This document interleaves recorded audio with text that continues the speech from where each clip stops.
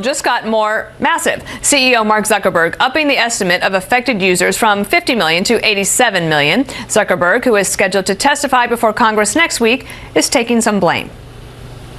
Everyone has a setting on Facebook that controls, it's right in your privacy settings, that controls whether people can look you up by your contact information. Over the period of time that this feature has been around, people have been able to scrape public information. It is reasonable to expect that if you had that setting turned on, that at some point in the last several years, someone has probably accessed your public information.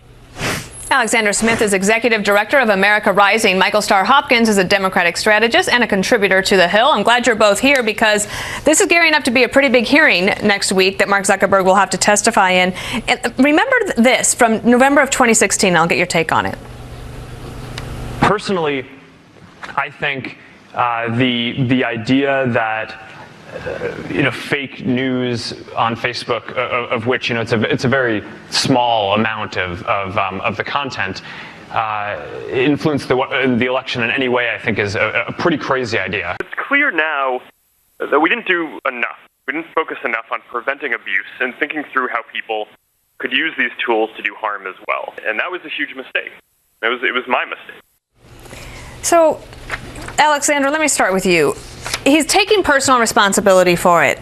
I'm not exactly sure what the government is going to want to do about it. What are your thoughts?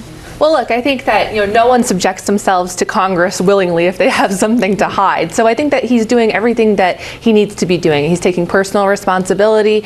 He's been on a press tour. He took an hour-long phone call with reporters yesterday, and he's going to testify on Capitol Hill. I think that the concern here, though, is that government might try to overregulate this situation, and in doing so, suppress free speech. Mm-hmm. Facebook has really been the birthplace of a lot of movements, like the Arab Spring, for example, that movement was fostered through Facebook.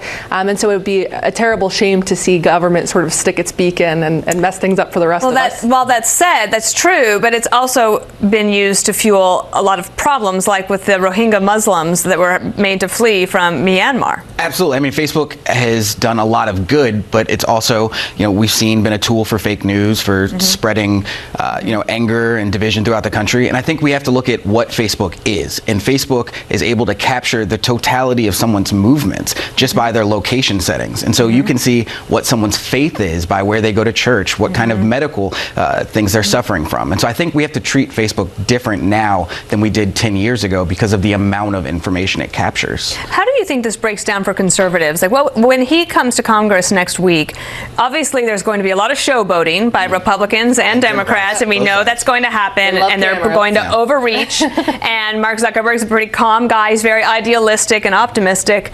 But where would the conservatives really want to zero in on? Is it on the privacy issue, on the censorship piece, on fake news? What do you think?